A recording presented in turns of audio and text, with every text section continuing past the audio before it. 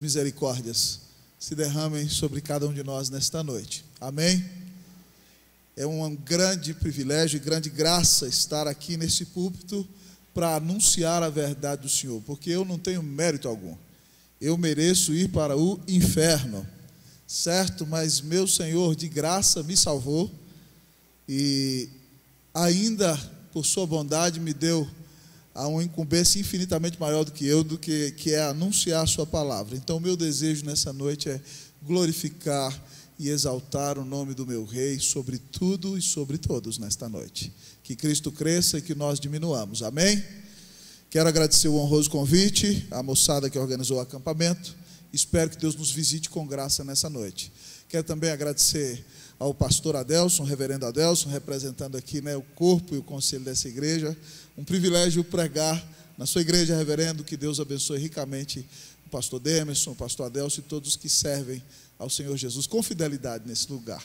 Que Deus abençoe ricamente, uma grande bênção, Literalmente, privilégio estar aqui com o reverendo Adelson, um pastor de primeira, literalmente. Louvado seja Deus por isso. Também saúdo o reverendo Jefferson, uma bênção estar com ele aqui e os demais irmãos.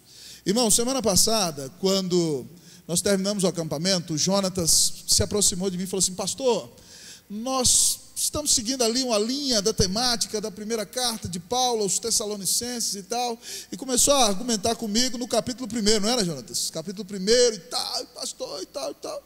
Falei: tá bom, Jonatas, eu prego então 1 Tessalonicenses 1, mas ele: não, pastor, não precisa pregar o capítulo, o sermão é o senhor que faz, eu só estou pensando nas ideias, não sei o quê, e tal. E essa semana foi muito agitada, eu vou pregar 3 sermões de ontem à noite, hoje de manhã, e até o meio da tarde eu sentei para escrever todas as mensagens, que eu gosto de escrever todas as mensagens que prego. E eu preparei uma mensagem, vou fazer uma exposição para vocês lá em 1 Tessalonicenses, capítulo 1. Mas eu quero convidar vocês para ficar de pé. Nós vamos ler esse capítulo, onde diz Paulo, Silvano, Pai, e no Senhor Jesus Cristo, graça e paz a vós outros. Vou fazer a exposição do versículo 2. Esse texto, e antes de ouvir a mensagem, nós vamos cantar o cântico Teus Olhos Revelam que eu nada posso esconder, certo? Eu não sei se a equipe sabe cantar, o Jonatas sabe, se o Era que souber tocar pode vir também, Davi, quem souber pode vir aqui com o Jonatas, se não é só o Jonatas e eu mesmo, entendeu? Então vamos ler esse texto precioso da palavra de Deus, primeira carta de Paulo aos Tessalonicenses, capítulo 1, a partir do versículo de número 2. Nós vamos então ler esse texto numa só voz. Obrigado pela água, pastor Adelson. Quem encontrou, diga achei. Quem não encontrou, diga me ajude. Todo mundo achou.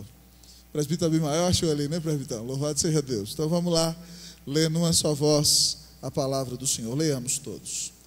Damos sempre graças a Deus por todos vós, mencionando-vos em nossas orações e sem cessar, recordando-nos diante do nosso Deus e Pai da operosidade da vossa fé, da abnegação do vosso amor e da firmeza de vossa esperança em nosso Senhor Jesus Cristo, reconhecendo, irmãos amados de Deus, a vossa eleição, porque o nosso evangelho não chegou até vós tão somente em palavra, mas sobretudo em poder, no Espírito Santo e em plena convicção, assim como sabeis ter sido o nosso procedimento entre vós, e por amor de vós, com efeito vos tornastes imitadores nossos e do Senhor, tendo recebido a palavra, posto que em meio de muita tribulação, com a alegria do Espírito Santo, de sorte que vos tornastes um modelo para todos os crentes na Macedônia e na Acaia, porque de vós repercutiu a palavra do Senhor, não só na Macedônia e Acaia, mas também por toda parte se divulgou a vossa fé para com Deus, a tal ponto de não termos necessidade de acrescentar coisa alguma, pois eles mesmos, do tocante a nós, proclamam que repercussão teve o nosso ingresso no vosso meio, e como deixando os ídolos, vos convertestes a Deus, para servirdes o Deus vivo e 10 todos, e para guardardes dos céus o seu Filho, a quem ele ressuscitou dentre os mortos, Jesus, que nos livra da ira vindoura. Feche os seus olhos, ou então Cante com os olhos abertos. Eu não sei se tem a letra do cântico aí. Teus olhos revelam que eu nada posso esconder. Não esconda nada do Senhor nessa noite. Diga: Senhor, meu coração está escancarado para Ti. Minha alma está aberta.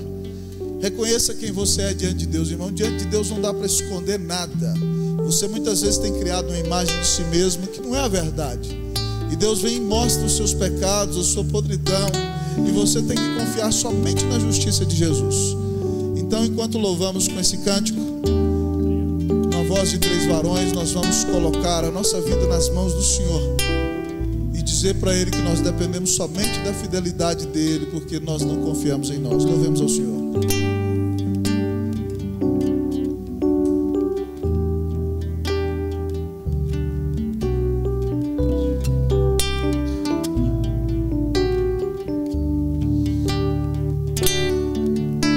Teus olhos revelam que eu nada posso esconder, que não sou nada sem Ti, fiel Senhor. Tudo sabes de mim, quando olhas meu coração, tudo podes ver bem dentro de mim. Leva minha vida a uma só verdade, pois quando me sondas, nada posso esconder. Sei que tua fidelidade leva minha vida mais além do que eu possa imaginar. Sei que eu não posso negar que os teus olhos sobre mim me enchem de tua paz. Teus olhos revelam que Teus olhos revelam que eu nada posso esconder, que não sou nada sem Ti, oh fiel meu Senhor. Tudo sabes de mim quando sondas meu coração. Tudo podes ver bem dentro de mim, Bem dentro de mim. Leva minha vida a uma só verdade, pois quando me sondas, nada posso escutar. Sei que tua fidelidade leva minha vida mais além do que eu posso imaginar. Sei que não posso negar que os teus olhos sobre mim me enchem de tua paz. Sei que a tua fidelidade leva minha vida mais além do que eu posso imaginar. Sei que não posso negar que os teus olhos sobre mim me enchem de tua paz. e os teus olhos sobre mim me enchem de tua paz. Que os teus olhos sobre mim me enchem de tua paz. Senhor, louvado seja o teu nome. Toda glória, todo louvor, toda adoração sejam dados ao nome do Senhor Jesus. Ó Deus, que redentor maravilhoso o Senhor providenciou para nós na cruz.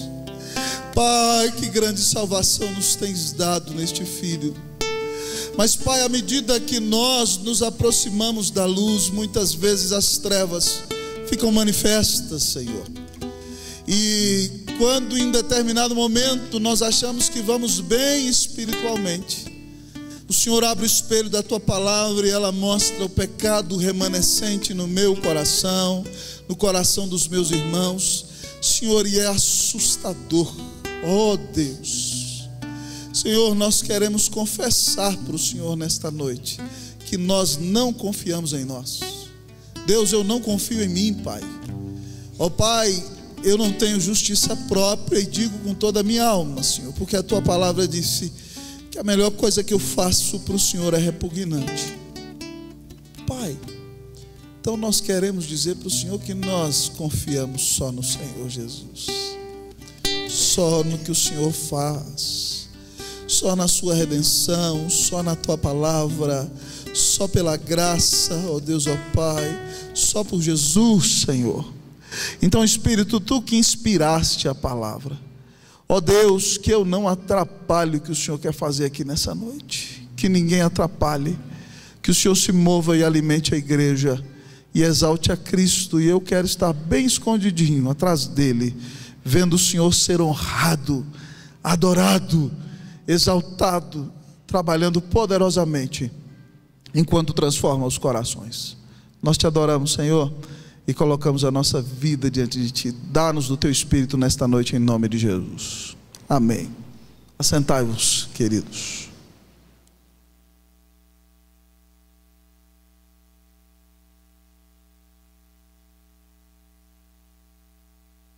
Se eu perguntasse nessa noite para o seu pastor acerca da sua vida cristã, acerca do seu testemunho como crente e acerca das tuas atitudes, o que o seu pastor diria de você? Diria o seu pastor que você é um cristão piedoso? Diria o seu pastor que você ama a Deus mais do que a si mesmo? Diria o seu pastor que você é fiel às Escrituras? Diria o seu pastor que você é submisso à palavra, às lideranças que Deus colocou sobre você? Ou diria o seu pastor que você não leva Deus a sério? Diria o seu pastor que você não ama a oração? Diria o seu pastor que você anda envolvido demais com o mundo e anda buscando glória e prazer nas coisas desta vida? Se eu perguntasse ao seu pastor que está sentado aqui nesta noite, o que ele diria sobre a sua vida cristã? Qual seria o seu testemunho a teu respeito? Nesse texto, meus queridos jovens, nós encontramos um dos pastores mais abençoados da história da igreja, no ano 51 depois de Cristo, na cidade de Corinto, escrevendo a igreja que ele plantou. Uma igreja que foi plantada em 3 fins de semana, num poderoso avivamento. Quando Paulo prega na sinagoga e judeus se convertem, mas muitos gentios se convertem. E os judeus de Tessalônica se alvoroçam e perseguem o apóstolo Paulo, e ele é obrigado a sair fugindo dali e vai para Tessalônica. Mas aquela igreja nasce com a grande manifestação do poder do Espírito Santo, da fidelidade da palavra de Deus e da transformação da graça de Jesus. E depois de passar por Bereia, depois de passar por Atenas, Paulo está em seu ministério em Corinto. Manda o jovem pastor auxiliar Timóteo a Tessalônica saber como vão os crentes. E quando Timóteo volta, amados irmãos, ele traz notícias esplendorosas. E então depois, amados irmãos, das notícias que ele traz, Paulo escreve essa carta saudando juntamente com Silvano, que é Silas em latim, certo? E Timóteo, e orando por eles, saudando-os em nome do Pai e do Filho. E aqui então Paulo começa nesse texto que lemos, dando sempre, incessantemente, graças a Deus por toda aquela igreja, por causa do que Deus estava fazendo. A atitude do pastor com respeito àqueles crentes é de gratidão. Ele diz: damos sempre graças a Deus em oração por todos vós, exatamente todos aqueles crentes da igreja, mencionando-vos em nossas orações e sem cessar. Ao olhar, amados irmãos, para a igreja de Tessalônica, nós vemos aqui uma igreja digna de gratidão. O pastor lembra daquelas ovelhas em oração, na presença do Senhor, sem cessar. Ele não consegue parar de orar por eles, reverendo. E a oração que ele faz, pastor, é uma oração constante de gratidão a Deus. Ó meu amado irmão, eu desafio que, se não é assim ainda hoje, que o seu pastor possa olhar para a sua vida e dizer: eu olho para aquela menina e vejo Jesus, eu olho para aquele rapaz e vejo a graça de Deus resplandecendo. Quando eu vejo aquele santo varão, eu tenho que agradecer a Deus. Deus, obrigado pela tua obra na vida dessa pessoa. Amados irmãos, que nós sejamos crentes dignos de gratidão a Deus. Que as pessoas que convivem conosco, que nos amam, que se relacionam conosco, olhem para a nossa vida e deem graças a Deus pela obra gloriosa que Ele tem realizado em nós. Minha oração por vocês, jovens do Riacho, da Primeira, do Guará 2 ou de qualquer outra igreja irmã, que nós sejamos sempre para a glória de Deus, crentes, jovens, dignos de gratidão. Uma igreja digna de gratidão. Que o Senhor faça de você um crente digno de gratidão. Amém, meu jovem? Uma igreja digna de gratidão, ao olharmos para o texto, é uma igreja inesquecível. Uma igreja digna de gratidão é uma igreja inesquecível. Vamos falar comigo? Vamos lá? Uma igreja digna de gratidão é uma igreja inesquecível. Diga aí para o seu irmão: você é inesquecível. Se tiver uma moça bonita do lado, você vai aproveitar, né, crente? Eita, diga: você é inesquecível. Uma bênção. Tem gente que gostou, eu olhei daqui. Uma igreja inesquecível. Olha aí o que diz o versículo. Paulo dá graças no versículo 3. Vamos ler o versículo 3 comigo? Vamos lá? Vocês vão ler, 1, 2, 3. Recordando-nos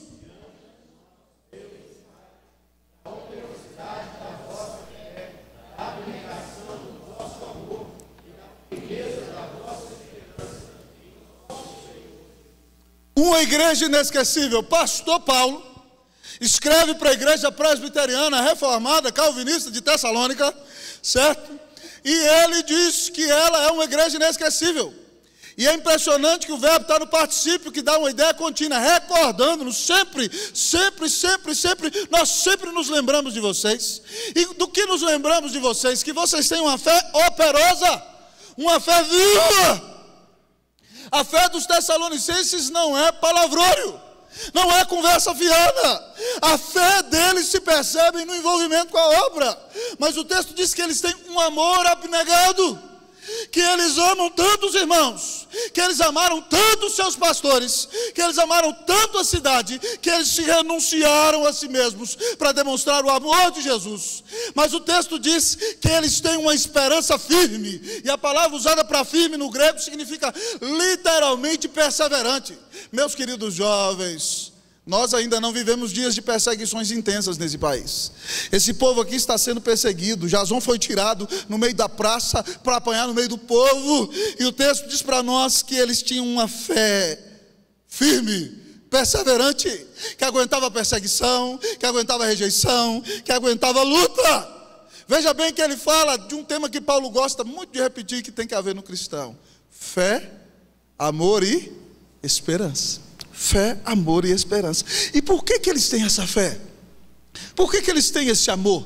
Por que eles têm essa esperança perseverante? O texto diz para nós: porque eles estão fundamentados, firmados, fixados na maior de todas as pessoas, que é nosso Senhor Jesus Cristo. Ele diz: e da firmeza da vossa esperança em nosso Senhor Jesus Cristo. Amados irmãos, só pode ser um crente inesquecível, uma igreja inesquecível, um jovem inesquecível, alguém que trabalha firme no Evangelho, alguém que demonstra amor ao povo, à sua liderança e ao mundo onde foi plantado, alguém que se mantém firme ainda no meio da adversidade, porque essa pessoa olhou para Jesus, porque essa pessoa creu que Jesus é o Filho de Deus, porque essa pessoa foi lavada no sangue do Cordeiro, porque essa pessoa tem sido transformada e tem sido entregue totalmente de coração e de alma nas mãos de Cristo Jesus. Uma igreja digna de gratidão é uma igreja inesquecível. Amados irmãos, isso é extremamente precioso. Pastor Adelson, pastor Jefferson vão concordar comigo. Nós somos pastores. Eu tenho tido o privilégio de ser pastor ordenado já no 15º ano, e no ministério há 19 anos. Mas eu quero dizer para você o seguinte: há cristãos que são inesquecíveis, há membros de igreja que são inesquecíveis na nossa vida. São inesquecíveis pela pirraça, pela encrenca, pela desobediência, pelo amor ao mundo, não é verdade? Pela rebelião. Mas, amados irmãos, as marcas mais preciosas que ficam no coração da liderança é quando Deus coloca diante de nós pessoas que amam a Jesus sobre todas as coisas, pessoas que têm uma fé viva e não de palavrória, pessoas que renunciam a si mesmas por amor a seus irmãos, pessoas que se mantêm firmes no Senhor ainda em dias difíceis. Irmãos, quando eu falo isso para vocês, eu fico pensando em algumas pessoas que passaram na minha vida no ministério pastoral, que receberam a palavra com avidez. Me lembro de um jovem rapaz que nós fizemos um acampamento no Chile, chamado Vidas com Propósitos. A igreja chilena sofria de falta de pastores, e nós jejuamos e oramos e fizemos um congresso de jovens de todo o Chile, para que Deus despertasse vocações ao sagrado ministério.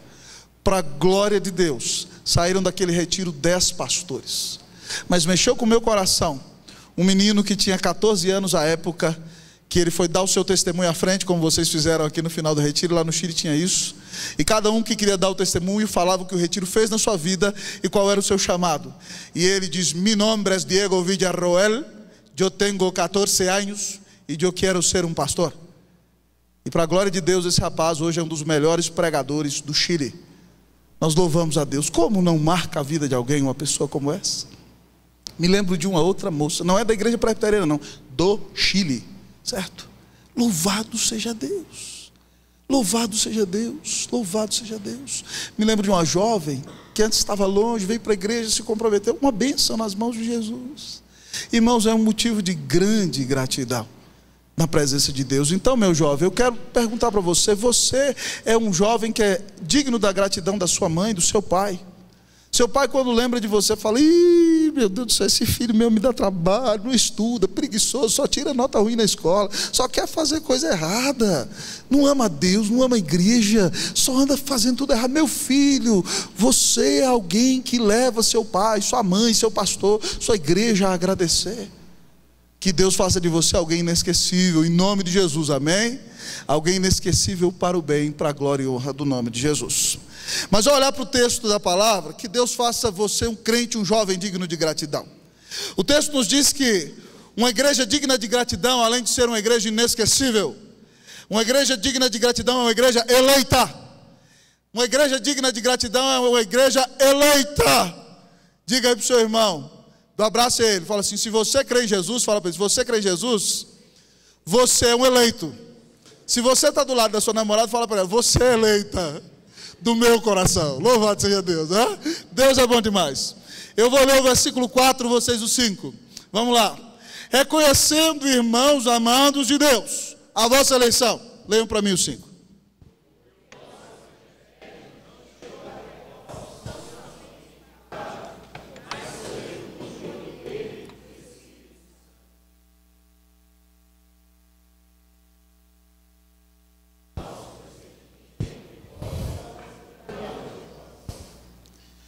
Ei, meu irmão, se alguém olhar para você, jovem, ele pode dizer: esse é eleito?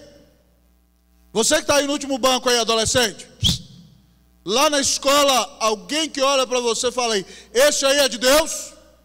Esse cara é diferente? Esse cara é eleito?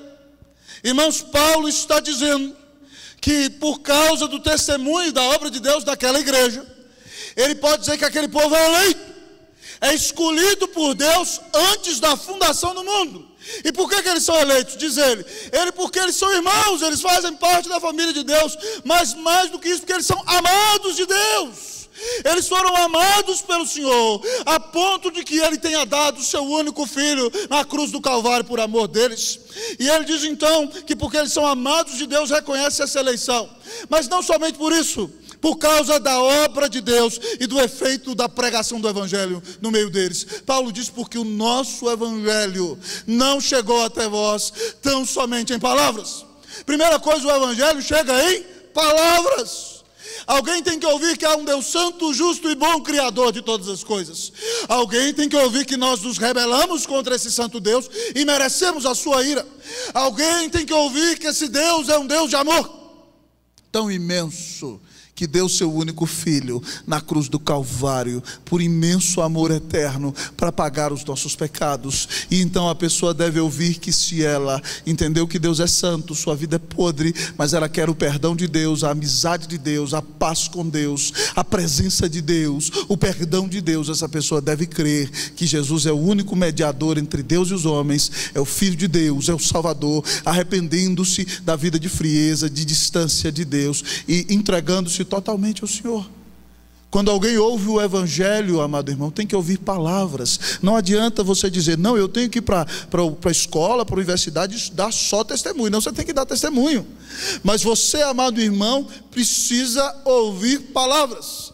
Há uma frase clássica da história da igreja, que diz assim, eu não concordo muito com a teologia dela, mas ela diz assim, pregue o Evangelho sempre. Se necessário, use palavras. Não há como pregar o Evangelho sem usar palavras, porque o Evangelho não é vida, a vida é consequência do Evangelho. O Evangelho é uma mensagem.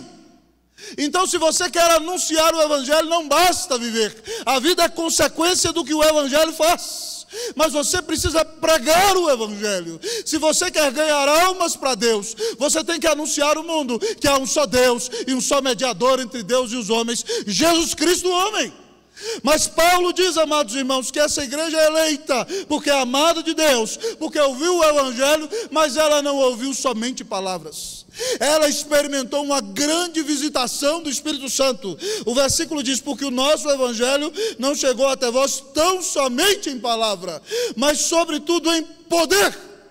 O poder de Deus se manifestou no Espírito Santo. Preste atenção, amado irmão.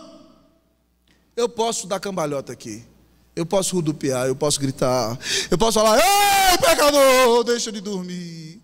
Mas se o Espírito Santo não soprar nova vida no seu coração, se o Espírito Santo de Deus não pegar essa palavra que é pregada, que é semente, e fazê-la germinar na sua alma, se você está aqui e não tem Cristo, você vai ouvir essa palavra e talvez se tornará mais endurecido.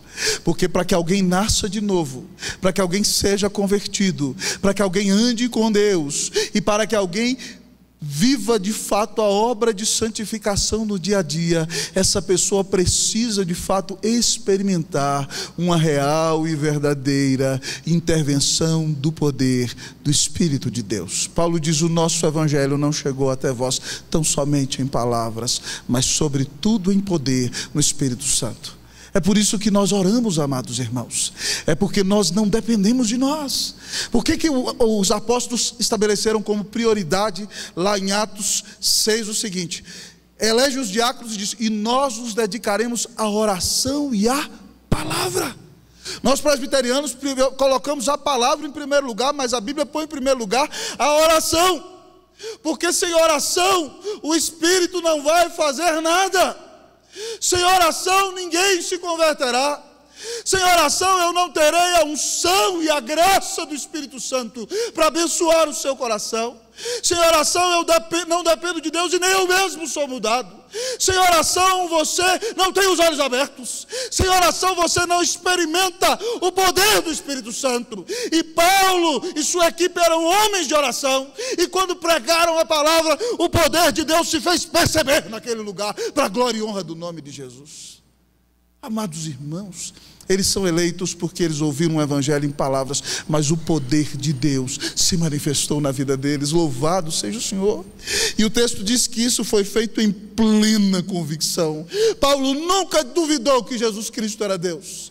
Silas nunca deixou de confiar na graça do Senhor Jesus. Timóteo nunca deixou de confiar em Jesus. Eles tinham plena convicção. Eles sabiam o que estava falando. Eles pregavam o Evangelho com toda a alma.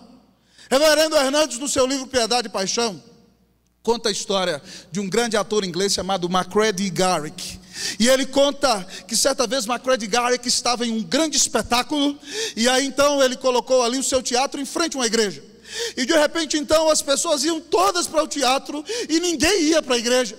E de repente então o pastor, angustiado, vendo todas as pessoas indo para o teatro e ninguém indo para a igreja, foi perguntar ao ator: ei, por que você prega mentira e todos vêm te escutar, e eu prego a verdade e ninguém vem me escutar? Ele falou: é simples, reverendo, porque o senhor prega a verdade parecendo que ela é uma mentira, e eu prego a mentira como se ela fosse verdade, com a alma, com convicção. É por isso, amados irmãos, que numa igreja bíblica é impossível tolerar uma pregação morta, uma pregação fria. Porque se nós temos o mais belo de todos os evangelhos e o maior de todos os salvadores, nós temos que entregar todo o nosso ser quando anunciamos a palavra de Deus. Louvado seja o nome de Jesus. Plena convicção. Você tem plena convicção de que é salvo? Você tem plena convicção de que tem nova vida? A graça de Deus tem operado em seu coração de maneira tal que você percebe com plena convicção que a palavra tem transformado você? Você tem plena convicção de que Jesus é o seu Salvador? Você tem plena convicção de que Ele é o único caminho que leva para o céu? Preste atenção, você nunca vai abençoar ninguém se você não tiver plena convicção do poder do Espírito, da palavra de Deus e do seu próprio relacionamento com o Senhor. Mas o texto diz que essa igreja é eleita porque ela recebe o evangelho em palavras, no poder do Espírito, com plena convicção. Mas os pregadores têm uma vida de testemunho preciosa. Paulo diz aí: assim como sabeis, vocês observaram o nosso procedimento entre vós, por amor de vós. Amados irmãos, Paulo deu um testemunho sensacional em Tessalônica. Ele mesmo diz que quem prega o evangelho deve viver do evangelho. E conforme o Senhor ensinou, digno ao trabalhador do seu salário. A preferência bíblica é que pastores sejam pastores de tempo integral e dedicação integral. Mas Paulo tinha algumas barreiras em Tessalônica, eu não sei o que ele entendeu, que naquela igreja ele falou assim: eu não vou receber nenhum salário, nenhuma oferta daqui. Eu vou ficar aqui e vou mostrar para esse povo o que é amor. E ele diz no capítulo 2 em diante que ele foi como um pai cuidando dos seus filhos, ele foi como uma mãe de leite, dando a vida por eles. Paulo deu um testemunho de entrega, de entrega total. Meu irmão, como é que está o seu testemunho, a sua vida? Diz ele aí: vocês sabem qual foi o nosso testemunho? Por que ele atuou daquele jeito? Porque ele amou a igreja. Ele não trabalhava para ele, ele não buscava a glória dele, ele não armava a cama para ninguém, para sair por cima. Ele amava, ele tinha amor. Amado irmão, eu quero lhe perguntar, nessa hora, é possível reconhecer a eleição de Deus na sua vida? Eu tenho um amigo, amados irmãos, que ele era ímpio, mundano, perdido e sujo. E quando ele foi convertido pelo Espírito Santo, os amigos dele falaram: conta outra, e começaram a zombar. Agora você está zoando com os crentes, rapaz. Não me converti de verdade. Os caras: não acredito. Mas passou um dia, passou uma semana, passaram meses, e os amigos mesmo do mundo testificaram: esse homem não é aquele homem, ele é outra pessoa. As próprias pessoas do mundo reconheciam a sua vocação e a sua eleição.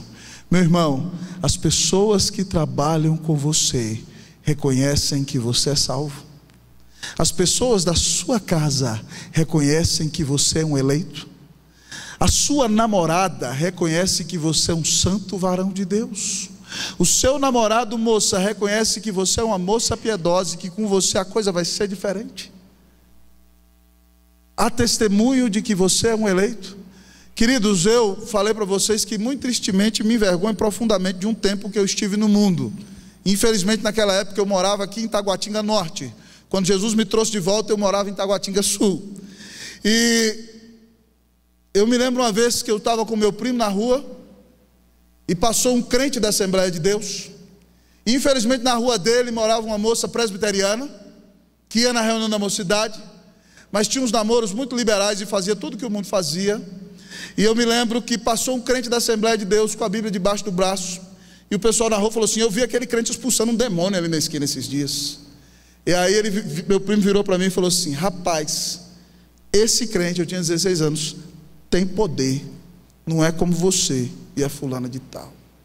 Eu abaixei a cabeça, comecei a chorar e entrei para dentro de casa e falei: Jesus, eu não quero viver para envergonhar o teu nome. Louvado seja Deus, o Senhor mudou a minha vida, para a glória e honra de Jesus. Mas você, sua vida pode mudar, meu irmão. Se você hoje não é reconhecido como eleito, se arrependa dos seus pecados, confesse e creia. Jesus perdoa, restaura e reconcilia você com Ele. Que em nome de Jesus você seja reconhecido como um eleito do Senhor. Amém? Amém? Que as pessoas digam: ali vai um homem de Deus, ali vai uma mulher de Deus, uma igreja digna de gratidão, um crente digno de gratidão, um jovem digno de gratidão. Além de ser um jovem inesquecível, além de ser um jovem eleito, além de ser uma igreja inesquecível, além de ser uma igreja eleita, queridos, o texto diz que é uma igreja imitadora, uma igreja digna de gratidão, é uma igreja imitadora. Um jovem digno de gratidão é um jovem imitador. Leia para mim o versículo de número 6 e 7. Eu vou ler o 6, vocês o 7. Diz assim: com efeito vos tornastes imitadores nossos e do Senhor, tendo recebido a palavra, posto que em meio de muita tribulação, com a alegria do Espírito Santo, vocês o 7.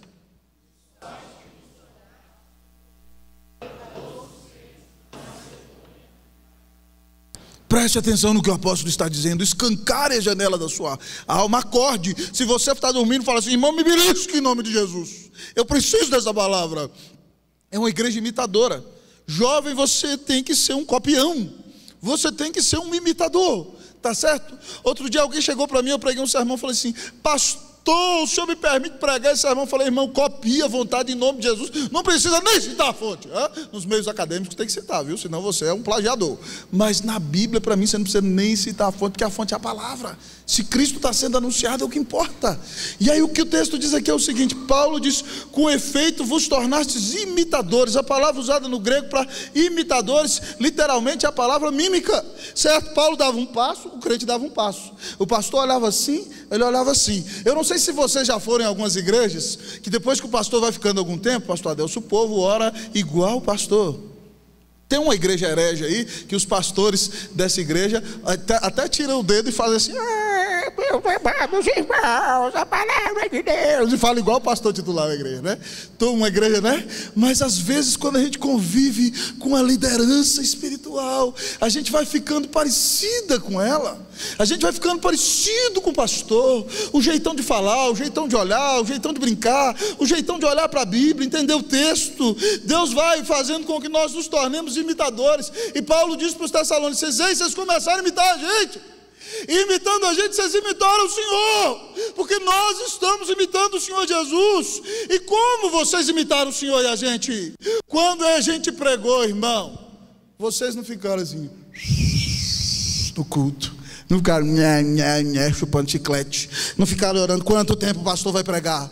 O texto diz que eles receberam a palavra, e a ideia do texto é que eles receberam a palavra calorosamente, que eles pegaram a palavra e agasalharam no coração. É como se a palavra de Deus chegasse assim na porta do coração e eles: entre palavra, que privilégio receber vocês, Jesus é a palavra, sente-se, fique, venha para morar para sempre nos nossos corações. Que bênção maravilhosa.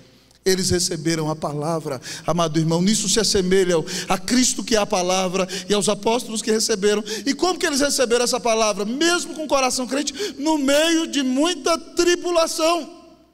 A palavra tribulação aqui, irmão, no original significa literalmente sendo espremidos, sendo perseguidos. Eles receberam a palavra com alegria, no meio de uma grande perseguição. Os judeus estão entregando as autoridades, estão perseguindo, vão matar. Mas esse povo não nega o Senhor, porque eles recebem a palavra com alegria, diz o texto. E não é qualquer alegria, não é alegria fruto de circunstância, não é alegria do mundo, não é alegria de riquezas, não é alegria de glória pessoal, não é alegria de prazeres chulos deste mundo. É a alegria de quem tem o Espírito Santo de Deus morando nos seus corações. Amados irmãos, eu recebo um e-mail de uma revista cristã, em espanhol, chamada Fuerza Latina Cristiana. E essa semana eu li uma reportagem falando acerca daqueles 22 cristãos coptas que foram decapitados pelo Estado Islâmico. E eu fiquei impressionado quando li na reportagem que a pessoa teve a informação que todos eles morreram com um sorriso no rosto, confessando o nome de Jesus. Até onde você está disposto a ir pelo seu Senhor?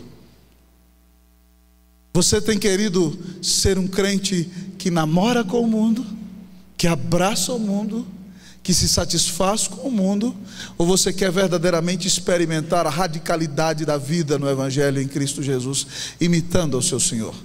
Se o seu Senhor te chama hoje para deixar o projeto de ser rico, você aceita? Se o seu Senhor te chama hoje, o projeto para te abandonar, você abandonar o projeto de ser o cara mais chique, mais elegante, mais bonito, para se humilhar e se embrenhar no meio da África e dar a vida por amor de Cristo Jesus, você topa?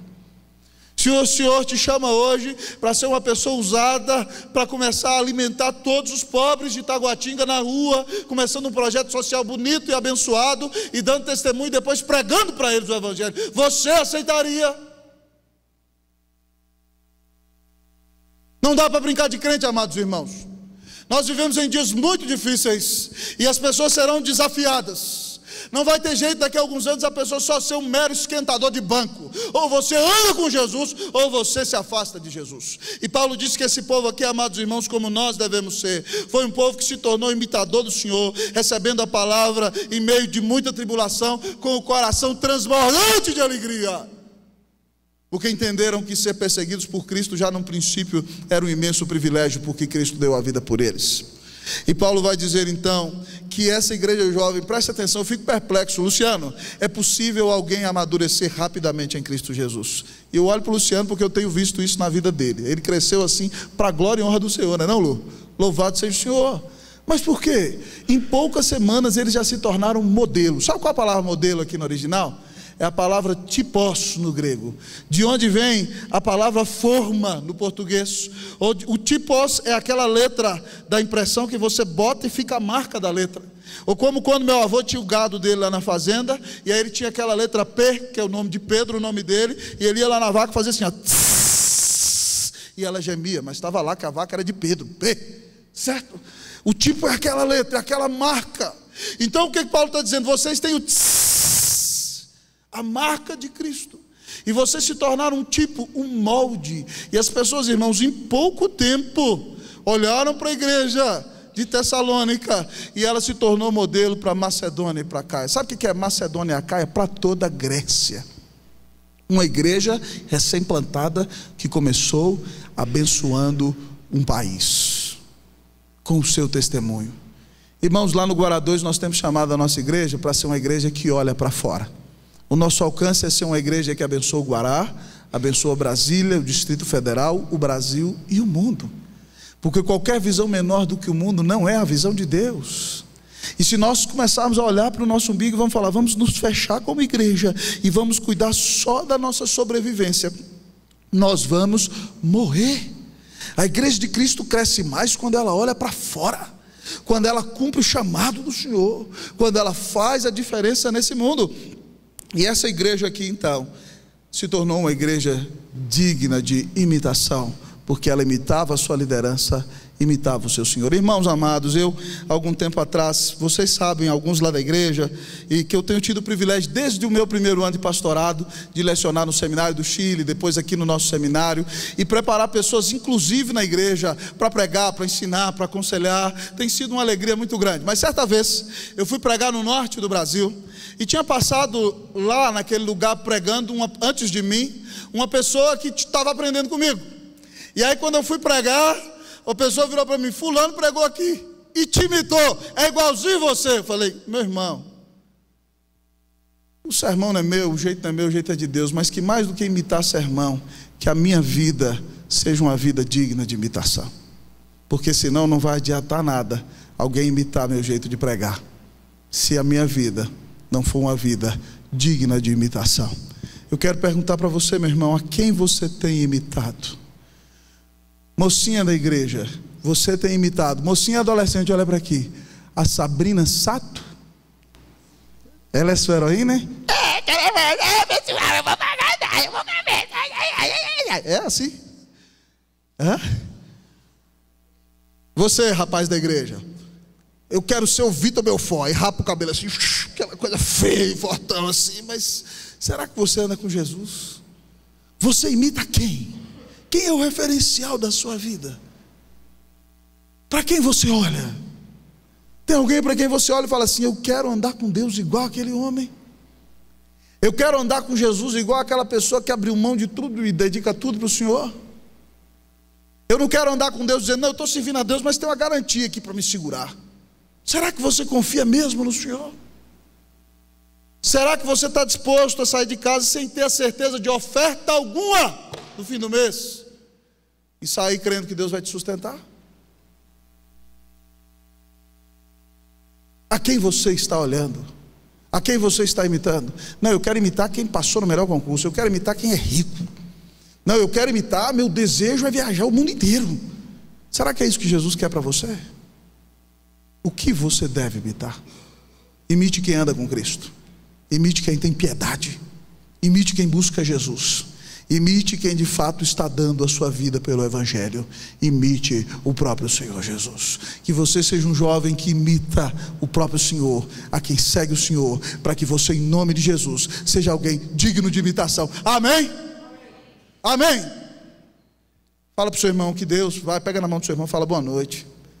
Que Deus faça de você alguém digno de imitação. Fala, estou falando sério, não é palhaçada não. Fala para ele: que Deus faça de você alguém digno de imitação. Posso continuar, pastor Adelso Paro? Posso continuar? Então vamos lá. Uma igreja digna de gratidão. Além de tudo que temos ouvido aqui, amados irmãos, é uma igreja proclamadora. Uma igreja digna de gratidão é uma igreja proclamadora. Versículo de número 8. Eu vou ler uma vez, você segunda vez.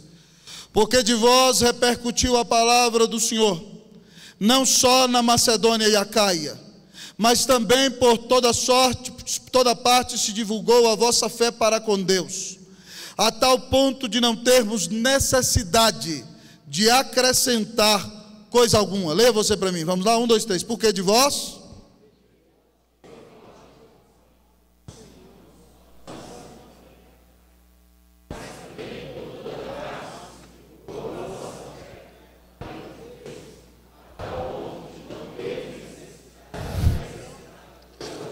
irmãos, eu fico perplexo. Esses dias eu estava lendo, para mim um dos maiores autores do cristianismo nos dias de hoje. O nome dele é Timothy Keller, o pastor presbiteriano que tem mais abençoado o mundo nos dias de hoje. Sua igreja local, firmada na palavra, já plantou mais de 300 igrejas no mundo inteiro com menos de 30 anos. É algo assim precioso. E alguém que prega a palavra, e alguém comprometido com a escritura, não com tradicionalismo, com a palavra de Deus. E Tim Keller, amados irmãos, no texto que eu lia, se eu me recordo muito bem, ele fala que nossas igrejas, quando nós plantamos igrejas, elas são uma grande bênção para a cidade, porque elas nascem com um grande ímpeto de evangelização. Ele diz que se nós queremos revitalizar uma igreja, a melhor maneira é começar outra, sabe por quê? Porque a igreja nova, ela nasce com um ímpeto tão grande, e ela não tem as mesmas amarras, as politicagens, as tradições, fulano que tem que fazer isso, fulano que tem que fazer aquilo. A igreja nova nasce com fome de ganhar almas, e quando ela parte para cima, ela cresce rapidamente nos primeiros anos, quando é fiel, e acaba abençoando as igrejas velhas que olham para ela, e deixam muitas bobeiras de lado, se dedicando a pregar o evangelho de Jesus. E é o que acontece na igreja de Tessalônica. É impressionante, o texto diz aqui, irmãos, que aquela igreja jovem, de lá a palavra repercutiu. Paulo, claro que Paulo saiu de lá para pregar em Bereia, para pregar em Atenas, para ficar 1 ano e meio em Corinto, mas talvez essa igreja aqui, pessoal, tem 6 meses a 1 ano. Ela não tem mais do que 1 ano, e Paulo está dizendo, preste atenção, irmãos, uma igreja que só tinha novos convertidos. Gente que nasceu de novo há pouco tempo, os próprios presbíteros e pastores, e o texto diz que de vós repercutiu a palavra do Senhor, saiu deles, não foi só Paulo, não foi só Timóteo, não, o próprio povo, a palavra do Senhor repercutiu não só na Macedônia e Acaia, mas também por toda parte. Uma igreja apaixonada, uma igreja nova, uma igreja que anuncia o Evangelho, uma igreja missionária, e diz o texto que por toda parte se divulgou, e esse verbo divulgou tem a ideia, saiu daí a pregação. Foram os crentes mesmo daí que saíram pregando por toda a Grécia, mas já para outros países. E se divulgou o quê? Por que eles fazem isso? Porque a fé deles não está no pastor Paulo, não está no pastor Silas, não está no pastor Timóteo. A sua fé não pode estar no pastor Roster, não pode estar no pastor Jefferson, no pastor Adelso, no presbítero Expedito. A sua fé tem que estar em Deus. Você não tem que crer no homem, você tem que crer em Jesus, que deu a vida na cruz para te salvar. Essa igreja prega a palavra porque ela creu no Evangelho, ela creu no seu grande Salvador que é Jesus. Ela sabe que sem fé é impossível agradar a Deus, que a fé vem pela pregação, e porque ela crê, ela está mudando o mundo. Igrejas que creem em Deus e na sua palavra, jovens que creem em Deus e na sua palavra, mudam o mundo, meus irmãos. E essa fé, amados irmãos, é tão interessante. Ela está centrada em Deus, e ela é ortodoxa, ela é calvinista, pessoal, ela é reformada. O que Paulo diz aqui, ó? A tão ponto de não termos necessidade de acrescentar coisa alguma. Pedro ia sentar ali uma mesa teológica, Paulo, Pedro e João, e eles iam fazer a revisão teológica daquele povo ali que tem um ano de crente. Ele fala assim: gente, a teologia de vocês é excelente, pregação bíblica, reformada, ortodoxa, cheia de unção, cheia do poder do Espírito. E é disso que nós precisamos, amados irmãos, de ser uma igreja que prega o Evangelho. Essa semana ali no nosso conselho, está ali meu nobre caro presbítero Expedito, homem crente, porque me aguentar, irmão, é crente, viu? Paciente, está comigo todo dia. Esse não é só presbítero, é irmão, é amigo, é irmão mesmo, e eu não estou falando besteira. E nessa semana a gente sentou ali no nosso conselho, e Deus falou conosco na sua palavra, e nós nos desafiamos em nome de Jesus, e nós entendemos como presbíteros, que nós temos que cada um pelo menos, se Deus na sua soberania assim quiser, ganhar uma alma. Ore por nós, ore pelo nosso conselho. Cada um de nós sentou ali e pediu, falou: Deus, por favor, me dá pelo menos uma alma esse ano. Mas a gente não vai ganhar uma alma se a gente não anunciar o maravilhoso amor de Deus na pessoa de Jesus, se a gente não anunciar esse Salvador tão belo, tão perseverante, tão dedicado, que deixa a glória ainda em perfeição, se faz homem e vai à cruz do Calvário e recebe a ira de Deus no nosso lugar e ressuscita e conquista para si o povo escolhido antes da fundação do mundo. Irmão, que privilégio é pregar o Evangelho. Irmãos, quando a gente começa a ganhar almas, a gente não consegue parar. Um dos maiores pregadores da história da igreja, depois da época dos apóstolos, se você perguntar: pastor, quais são os pregadores que mexem com o seu coração, que o senhor admira? Tem muitos, mas em primeiro lugar eu colocaria George Whitefield e João Crisóstomo. E George Whitefield, que pregava para 20 mil, 30 mil, 40 mil, 50, 60 mil pessoas numa praça nos idos de 1700, na América do Norte, na Inglaterra, na Escócia, na Irlanda, no país de Gales. Esse homem ganhou centenas de milhares de almas para Jesus, mas ele orava assim: Senhor, dá-me almas, ou leva a minha alma. Ou o pai da igreja presbiteriana, John Knox, que dizia: Senhor, dá-me Escócia para Jesus, senão eu morro.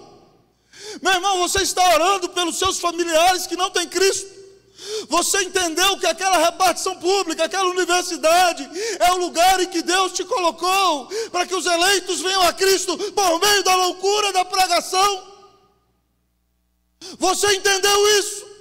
Então abra sua boca e proclame a todos que só Jesus é o caminho que leva a Deus. Só Jesus traz reconciliação, paz, alegria, a presença de Deus para a nossa vida.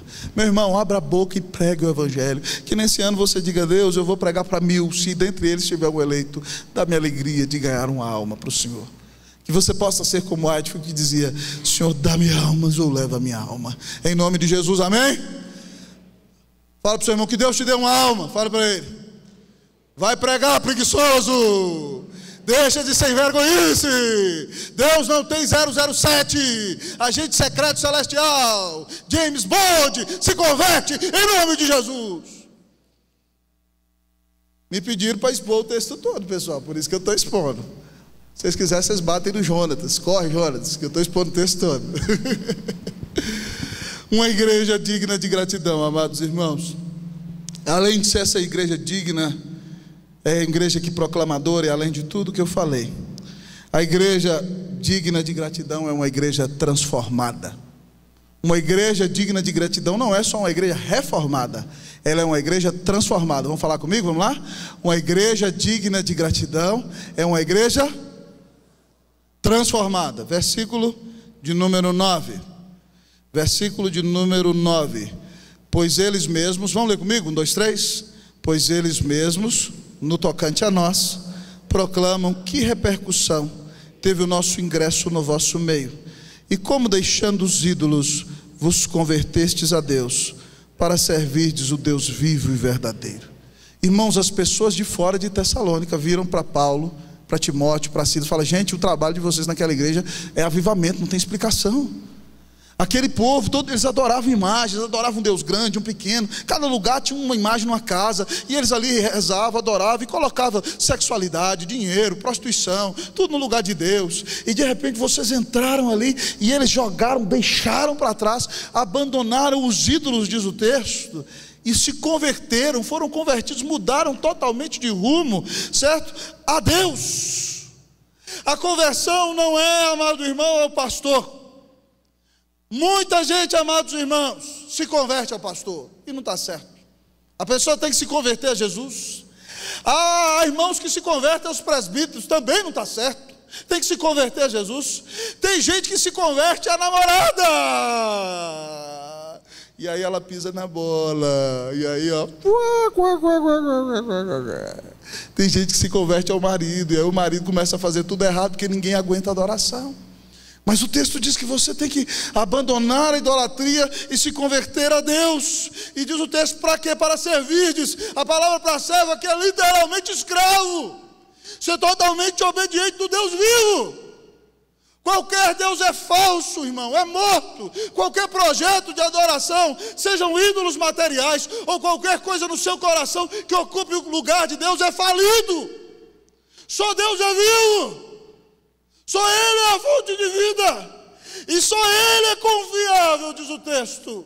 O nosso Senhor disse: eu sou o caminho, a verdade, Jesus, e a sua palavra, santifica-os na verdade, a tua palavra é verdade, para servirdes o Deus vivo e verdadeiro. Irmãos, uma igreja, um jovem digno de gratidão, é alguém que foi transformado. Meu irmão, em nome de Jesus, você continua com as velhas práticas do passado, você continua com os pecados de antes, você continua buscando a sua identidade no elogio dos rapazes da igreja, moça. Você continua buscando a sua identidade, que você desça daquele corredor até o púlpito e todos os rapazes da igreja falam assim: olhem para você, sua identidade está nisso. Você é rapagão aí, certo? Não tem nada errado com fazer exercício, tem que fazer exercício, mas tem uns caras que tem músculo até no pescoço inchado e coloca a sua identidade nisso, certo? No dia que você for um velhinho barrigudo, e aí, meu filho? Espero que isso nunca aconteça, viu? Em nome de Jesus. Mas o negócio é o seguinte: onde está? Não tem nada de errado em ser bonito, em se cuidar, mas se isso ocupa o primeiro lugar na sua vida, isso é um falso Deus, e isso vai te levar à morte. Se a sua honra, se o seu projeto de vida, não, eu quero ganhar esse ano e tal, vou ser o presidente, e se você não for o presidente da mocidade, você fica triste, você está idolatrando. Irmãos, nós precisamos viver uma vida transformada. Tem muita gente que vem para a igreja e diz que crê em Jesus, mas não mudou nada. Irmãos, isso é um negócio muito sério, sabe por quê? Porque Calvino dizia que o nosso coração é uma fábrica de ídolos, e é impressionantemente terrível. Pastor sofre pra caramba, irmãos.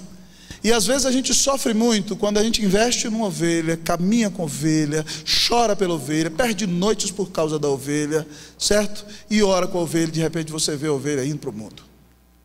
Você vê a ovelha se afastando. Você vê o diabo armando e aquela ovelha escolhendo o pecado. E você vê que uma pessoa que você achava que era ovelha, não é ovelha, é lobo. Isso destrói o seu coração. Eu algumas vezes, amados irmãos, passei por isso. E eu vou dizer para vocês que houve vezes que passei por isso, que eu entrei. A gente não pode ficar choramingando com ninguém, né? Os crentes podem choramingar mais fácil, pastor, tem que manter a linha. Eu entrei em depressão. Só minha esposa vendo, ninguém mais. Triste. Eu falei, mas Deus, o que eu fiz de errado? Até que eu percebi, amado irmão, que aquilo na minha vida, sabe o que era? Idolatria. Porque eu não posso fazer de nenhum crente um crente perfeito. Eu posso orar por ele, eu posso pregar o evangelho para ele, eu posso dar testemunho para ele, eu posso caminhar com ele, mas se ele resolve rejeitar o ensino que eu dei e o Cristo que eu preguei, minha razão de viver não está no meu sucesso como pastor para com aquela pessoa. E se eu me deprimo porque não tive sucesso com aquela pessoa, então eu sou um idólatra, porque eu confiei na justificação na minha vida, se aquela pessoa desse certo. Irmãos, quando eu caí em mim, eu falei, Senhor, eu não presto. Pregando o evangelho, eu deixei, é claro que entristecer não é errado, mas você deixar isso te matar, meu irmão, é sinal de que você é um idólatra. Sabia disso? Você ama uma moça e ela te dá um fora e você perde a razão de viver, você tem um falso Deus, e Deus não divide o lugar dele na vida, da sua vida, com ninguém. Vai se arrependendo e mudando de vida em nome de Jesus. Você queria passar num concurso e não passou, você não precisa se deprimir. A sua segurança, amado irmão, não está no concurso. Irmão, preste atenção, uma das coisas que me dói mais na alma como pastor aqui em Brasília, é quando eu vejo uma pessoa, não, eu tenho que correr atrás do concurso, porque eu tenho que ter a estabilidade. Isso é uma miséria do inferno, porque a sua estabilidade não está no concurso. Sabe por quê? Ah, pastor, mas se eu passar no concurso eu não saio. E se Deus te matar? E aí? Você sai. Fala, não, eu nunca vou sair daqui, sou funcionário público, ninguém me tira, Deus te mata, e aí, acabou o concurso. E aí? Sua estabilidade está no concurso?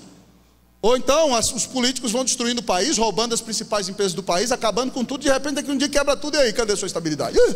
Onde estava? Isso é idolatria. Pode passar no concurso? Tem que passar em primeiro lugar, porque é crente.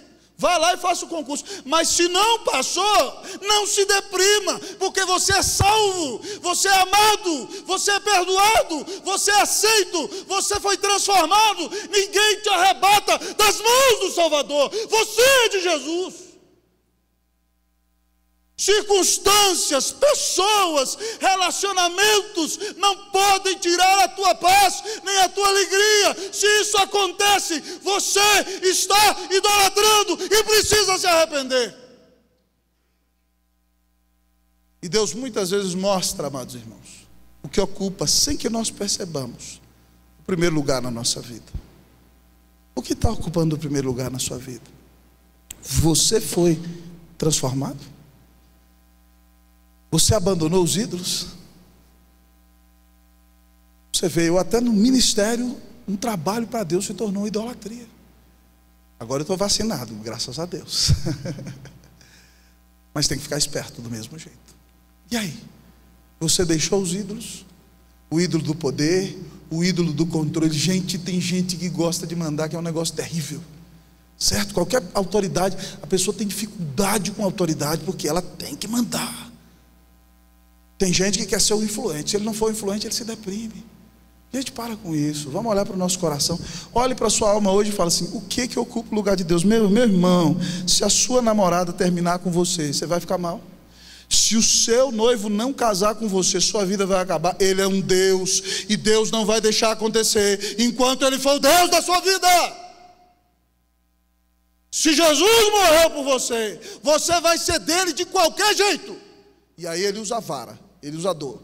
Então, meu irmão, faça como os Tessalonicenses: abandone os ídolos e se converta totalmente a Deus, e seja escravo do Senhor Jesus. Isso é maravilhoso, porque só o seu Deus é o Deus vivo e verdadeiro. Amém? Mas eu estou terminando a exposição. Louvado seja Deus. uma igreja digna de gratidão, além de ser tudo isso que você já ouviu. Você é um jovem digno de gratidão para o próprio Senhor Jesus que morreu por você, para o seu pastor, para sua mãe, para o seu pai, para o seu amigo, para todo mundo que está com você. Tem que ser um jovem cheio de esperança. Uma igreja digna de gratidão é uma igreja esperançosa. Uma igreja digna de gratidão, uma igreja esperançosa. Vamos falar comigo? Um jovem cheio de gratidão, vamos lá? Um jovem cheio de gratidão é um jovem cheio de esperança. Vamos falar comigo? Vamos lá? Um jovem digno de gratidão é um jovem cheio de esperança. Eu vou ler o versículo 10 uma vez e vocês a segunda. E para aguardardes dos céus o seu Filho, a quem ele ressuscitou dentre os mortos, Jesus, que nos livra da ira vindoura. Leia para mim, por favor. 1, 2, 3, vamos lá? E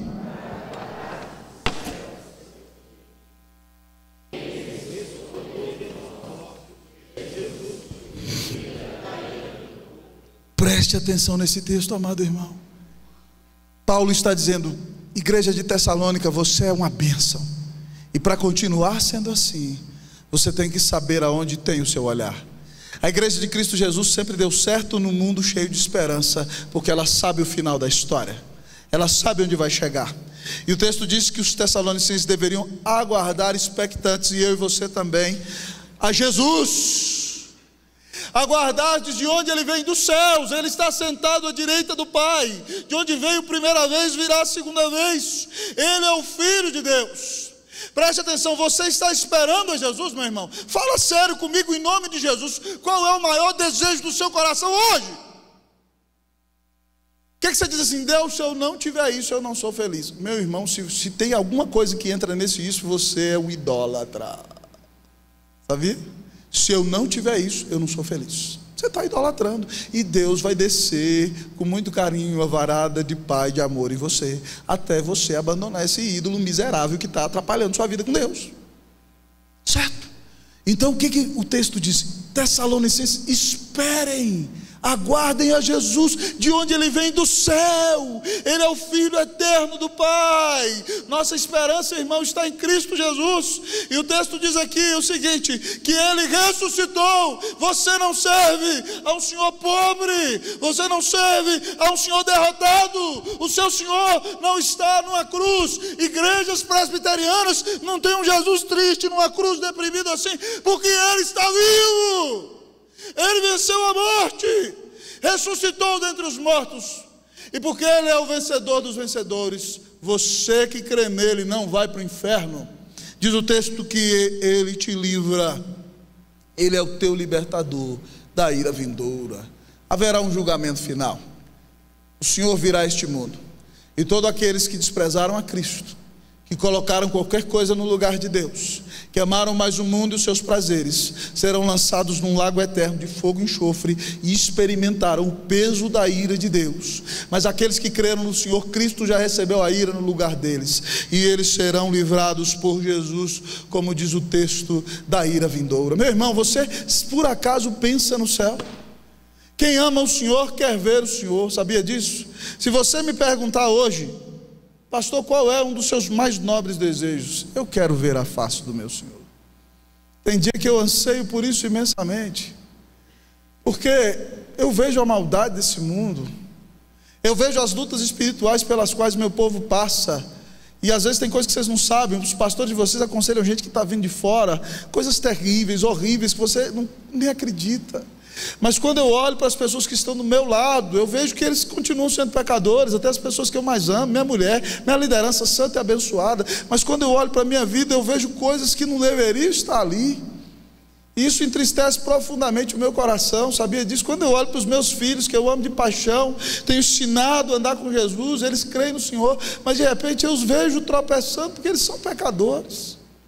Meu irmão, só a vinda do Senhor vai acabar com isso.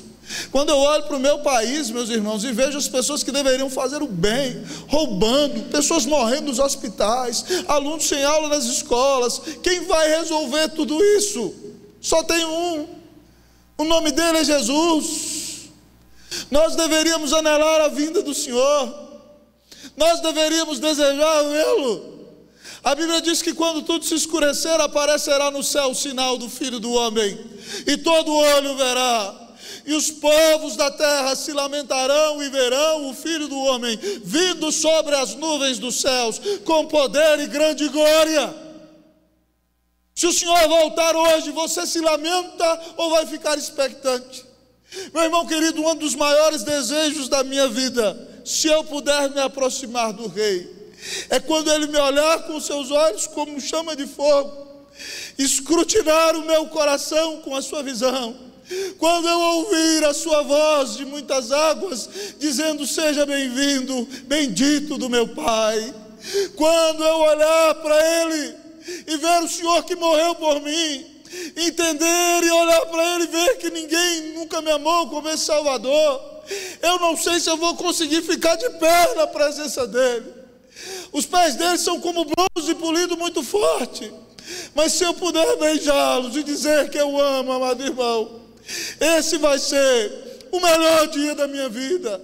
Eu espero o Senhor, eu verei a Jesus. E você, por sua graça, não por nada do que tenha feito, nós vivemos, amados irmãos, como se cada dia da nossa vida fosse o último.